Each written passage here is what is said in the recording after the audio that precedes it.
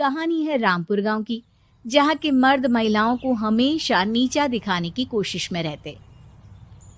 अरे अभी तक खाना नहीं आया, क्या मुझे एक और शादी करने की जरूरत है? नहीं जी नहीं, ऐसा मत करना, वरना मैं कहाँ जाऊंगी। खाना लेकर मैं अभी आई जी। गांव की पंचायत में भी फैसले हमेशा औरतों के खिलाफ ही रहते। मैं जो फैसला सुनाता हूँ वो भगवान की आज्ञा होती है। इस लड़के ने अपने मन से शादी करके अच्छा नहीं किया। लड़के को घर भेज दो और इसकी शादी इसकी जाति की किसी लड़के से करवा दो, लेकिन ये लड़के, इसे तो गांव के बाहर निकाल दो। नहीं नहीं जमींदार साहब, ये क्या बोल रहे हैं?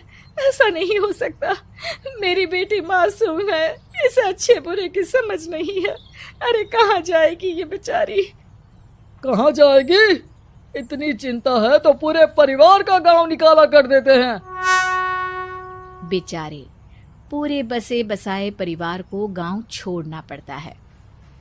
चाहे जो हो, अगर बेटियों को कंट्रोल नहीं कर सकते तो गांव में रहने का कोई मतलब नहीं है। यहाँ औरतों को दब कर रहना होगा।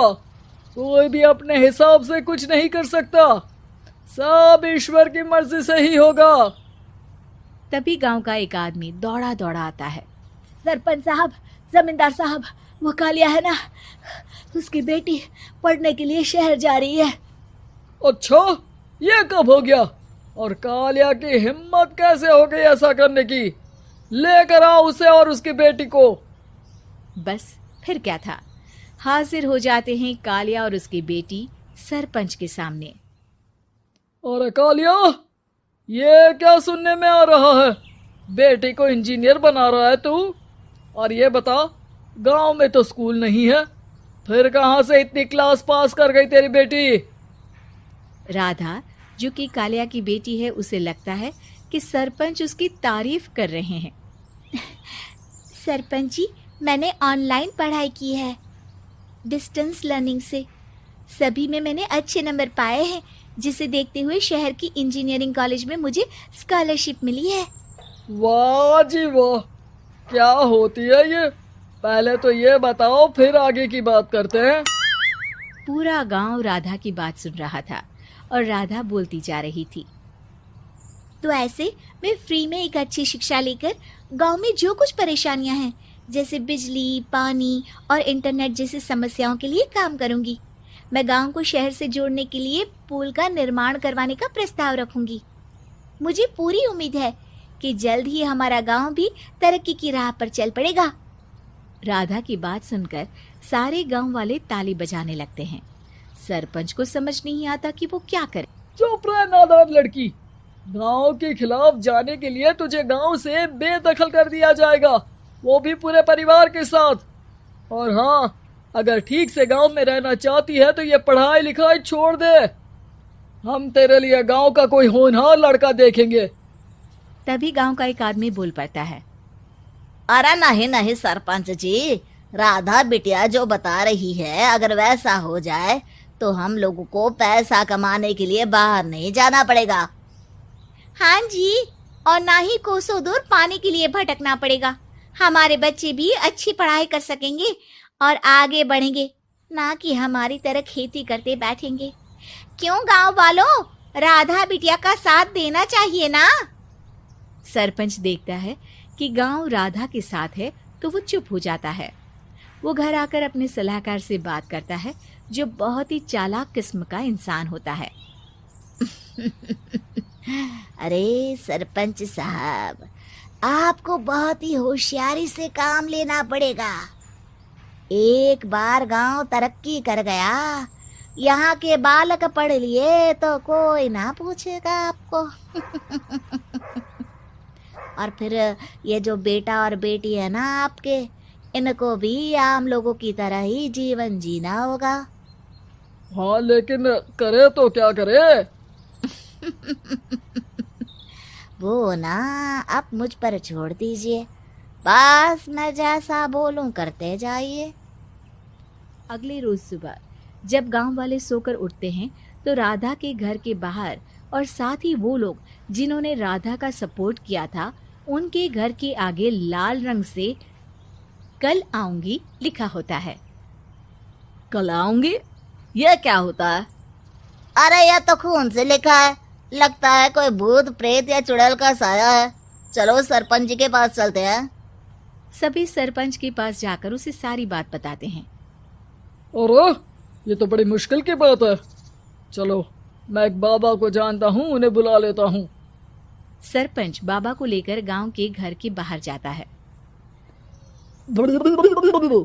ओहो, तो ये वो चुड़ैल है जो उन लोगों को निशाना बनाते हैं जो गांव को बदलने का सपना देखते हैं।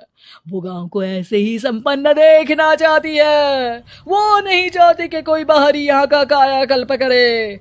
क्या तुम लोगों में से किसी ने गांव को बदलने की सोच रखी है? तभी राधा की माँ रोते रोते आती है। मेरी राधा घर से गायब हो गई है। अरे कोई तो बचाओ, मेरी बच्ची कहाँ गई?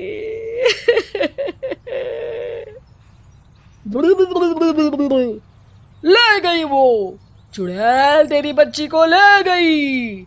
अब वो उसे श्रापित करके छोड़ेगी, उस पर चुड़ैल का साया हो जाएगा।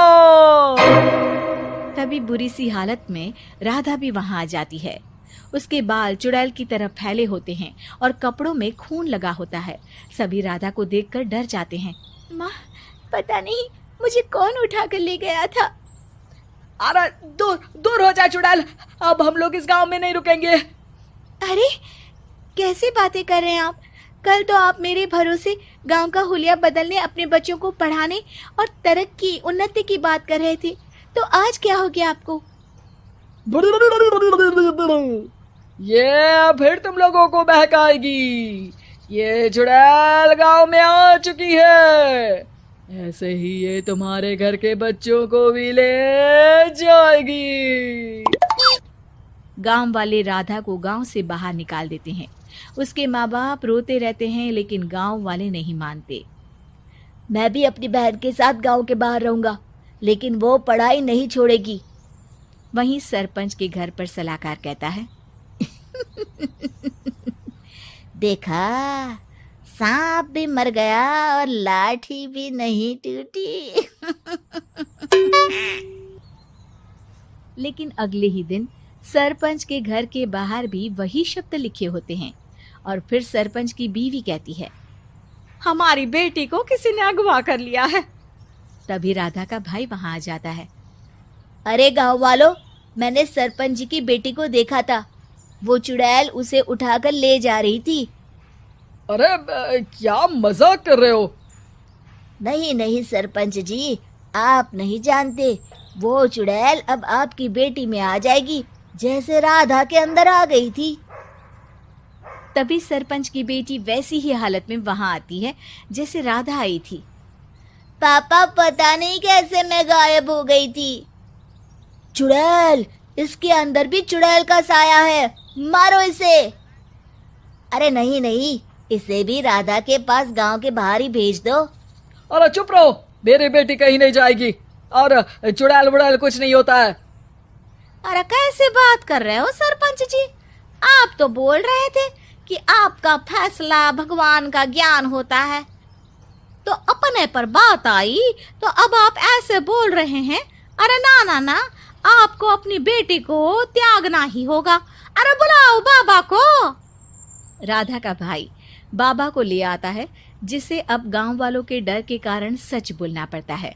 मैं कोई बाबा नहीं हूँ, मैं तो मोची था। ये सलाहकार महोदय ने मुझे कहा था एक्टिंग करने को।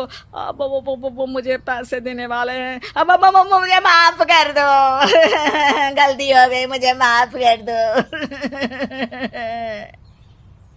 तभी वहां राधा आ जाती है। देखा सरपंच जी, जब गांव के बच्चे साक्षर होंगे तो आप जैसे लोगों की चालाकी नहीं चलेगी।